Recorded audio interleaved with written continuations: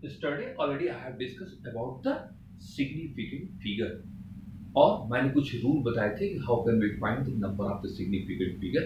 There are 6 or 7 points is there and I hope maybe the point which I was given yesterday that was clear कि how can we find a significant figure. हम कैसे significant figure निकालते हैं वो मैंने कल बताया. And today is what here rules for rounding of the digits. Rules for the rounding of the digits means if suppose any number is given, any figure is given, figure means any number is given, and suppose in that number, suppose I am saying here 5 significant figure, and you want to write that number in 4 significant figure. मतलब जो number दिया गया है उसमें 5 significant figure हैं मान लें और हमको उसको 4 सिग्निफिकेंट फिगर में लिखना है. इसका मतलब लास्ट का नंबर क्या करेंगे हम उसको राउंडिंग ऑफ मतलब उसको ड्रॉप कर देंगे उस नंबर को. और जब उस नंबर को हम ड्रॉप करेंगे तो उसके लिए कुछ रूल है.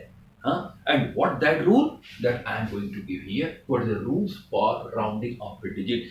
जब कोई डिजिट हटाया जाता है, राउंडिंग ऑफ किया जाता है, तो what rule we follow. So the following rules are adopted while dropping figures in rounding off to the appropriate digit. जैसे मैंने बताया कि किसी एप्रोप्रिएट डिजिट में लाने के लिए हम जिस नंबर को हम राउंडिंग ऑफ करते हैं, मतलब जिस नंबर को हम हटाते हैं, उस नंबर को हटाने के लिए क्या क्या रूल हैं. So first rule is what. First, if the digit to be dropped, जिस नंबर को हम हटा रहे हैं लास्ट से, इज लेस देन 5, अगर वो नंबर 5 से कम है, then the preceding digit is remain unchanged. तो जिस नंबर को हम हटा रहे हैं लास्ट से, अगर वो नंबर 5 से कम है तो उसके जस्ट पहले वाली जो डिजिट रहेगी उसमें कोई चेंज नहीं होगा, वो एज इट इज लिखा जाएगा. जैसे 3.454. Total how many significant figure? Here 4 significant figure. How many significant figure? 1 2 3 4 significant figure. And if you want to write in 3 significant figure, अगर इसको हमको 3 significant figure में लिखना है, then which number will be round off? किस number को हम round of करेंगे, किसको हटाएंगे? तो लास्ट डिजिट से स्टार्ट करेंगे. किसको हटाएंगे पहले? 4 को. और इस 4 को जिसको हम हटाना चाह रहे हैं ये 5 से कम है. तो जब ये 5 से कम है तो इसके पहले वाली डिजिट कौन सी है? 5. तो इसमें कोई चेंज नहीं होगा. तो 3.454 in 3 significant figure is given as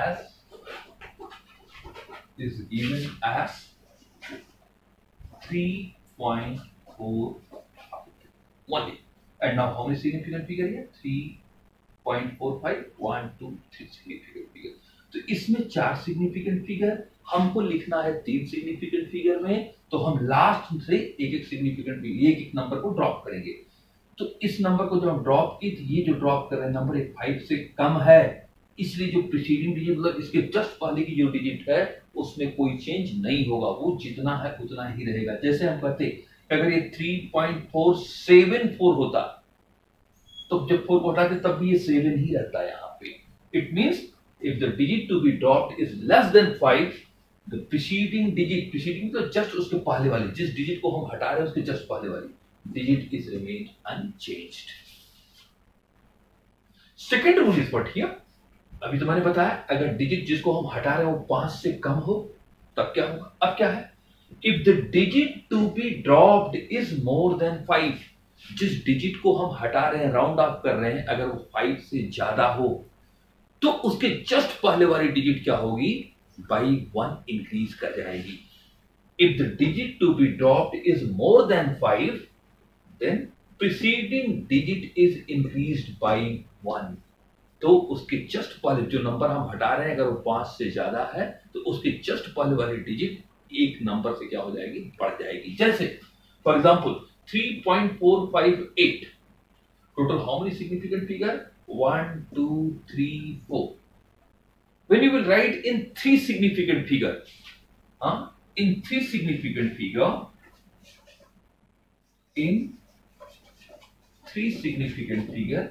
So when you will write in three significant figure, so which number will be dropped? Last number से start करते हैं. First you will drop the 8. और चूंकि 8 5 से ज्यादा है, इसलिए जब 8 को हटाएंगे तो इसकी प्रीसीडिंग डिजिट जो 5 है वो 1 क्या हो जाएगी? Increase by 1. तो ये हो जाएगी 3.46. इसका मतलब 3.458 को जब थ्री सिग्निफिकेंट फिगर में लिखा जाएगा तो 3.46 हो जाएगा. सपोज कोई पूछे write down in two significant figure, तो अब पहले आपने 4 से 3 में किया, अब 3 से 2 में लिखना चाहे तो इन टू सिग्निफिकेंट फिगर अब किस नंबर को राउंड ऑफ करेंगे? 6 को राउंड ऑफ करेंगे. ये 6 भी क्या है? 5 से ज्यादा है, इसलिए ये नंबर 1 बढ़ जाएगा. तो ये क्या हो जाएगा? 3.5. अब इसमें कितने सिग्निफिकेंट फिगर हो गए? तो इसका मतलब if the digit to be dropped is more than 5, then preceding digit is increased by 1. This is the second rule for the rounding of a digit. And third point, which is very important, if the digit to be dropped is equal to 5, जिस नंबर को हम drop कर रहे हैं, हटा रहे हैं, अगर वो 5 के बराबर हो तब क्या होगा? If the digit to be dropped is equal to 5, then the preceding digit to be increased by 1. If it is odd, अगर जिस नंबर को हम राउंड अप कर रहे हैं, जिस नंबर को हम हटा रहे हैं, अगर वो 5 के बराबर है और उसके जस्ट पहले वाली डिजिट अगर ऑड है तब वो 1 बढ़ जाएगी. लेकिन अगर उसके पहले वाली डिजिट इवन है तो उसमें कोई चेंज नहीं होगा.